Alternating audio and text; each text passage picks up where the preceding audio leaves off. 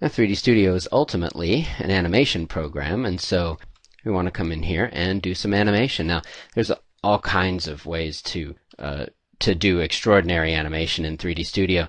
Some of it can get very complex and tricky, but the easiest way is by animating modifiers.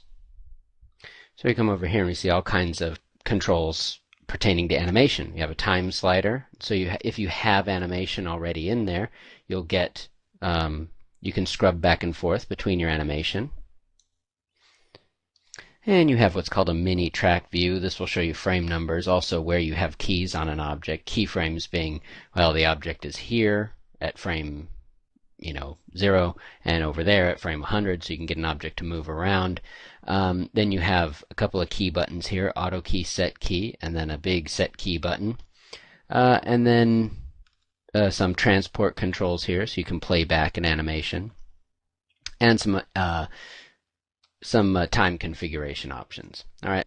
For intro, let's try to keep it simple. And as I said, one of the easiest ways to animate something is to animate its modifiers. And one of the easiest ways to do that is to go into this thing called auto key mode.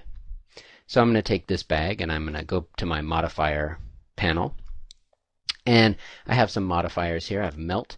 So I have an amount. I'm going to take that. And then I can move my frame slider, my time slider, a little ways out, and then I can add a key. So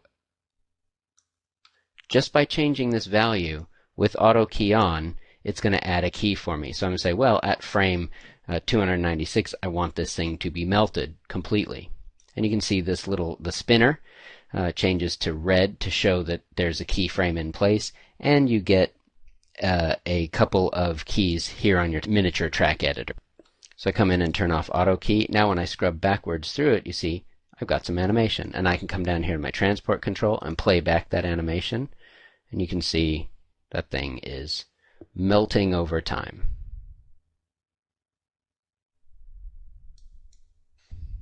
But there's also here another type of modifier animation, and that is on this little strip of water.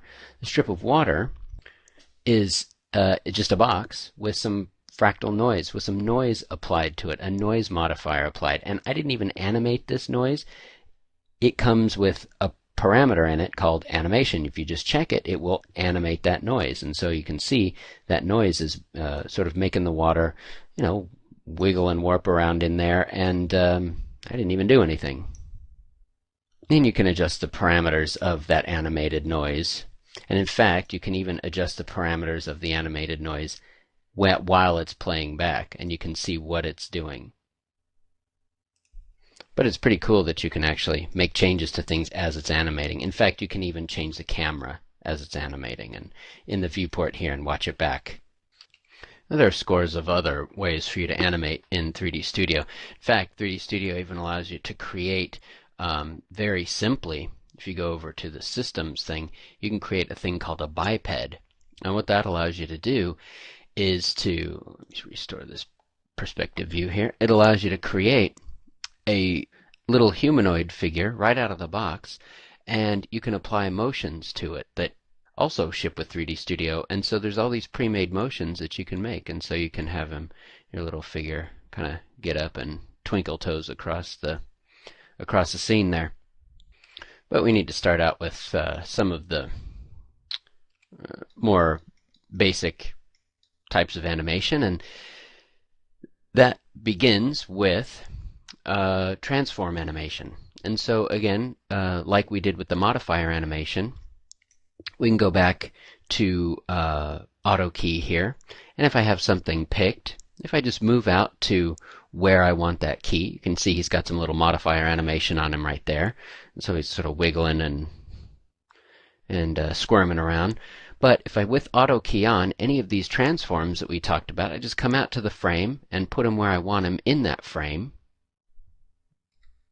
And then I can come out to another frame and move him just a little bit more, and even rotate. Rotates work, scales work. Any of these transforms on an object work. And with auto key on, whatever you do to that thing will automatically be keyed to it at that frame. So I come out to another frame, and as I move them off screen at that frame, and then when I go back through, it's already animating.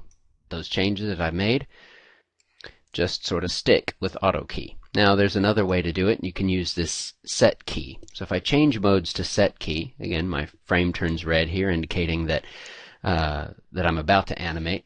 But with set key, you have to explicitly be at the frame and change something. So if I come out here and then change his position over to here at this frame, then I have to click this key button in order for it to accept the key. And you can see here in the mini track editor here that those keys show up. So two ways to generate keyframes for animation: auto key and set key. And if I don't like the positions of those frames, or where the keys show up, this thing is called a mini track editor, which allows you to actually do some edits to those keys. So I can take each one of these keys that show up in here, pick it and move it. So if I wanted to extend the animation a little bit or something, I can extend it and spread out the frames using this mini track editor. And I can also take those keys and delete them. So we can delete all the keys off of that thing, and now it's got no more animation on it. And then if I want to hook up a different style of animation to it, I can take this bag here and I go to Animation. The Animation menu contains all sorts of commands relating to, obviously, animation.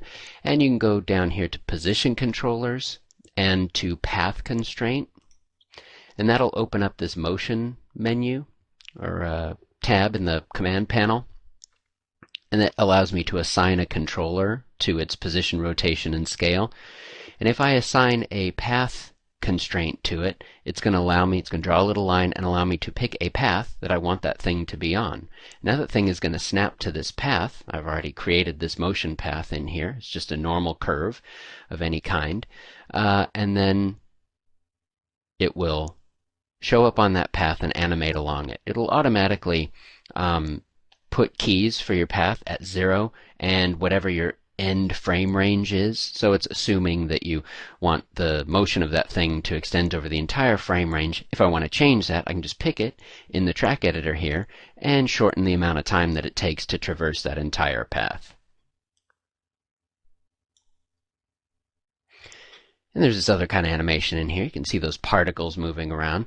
Effects animation, that's another kind of animation you can do with 3D Studio.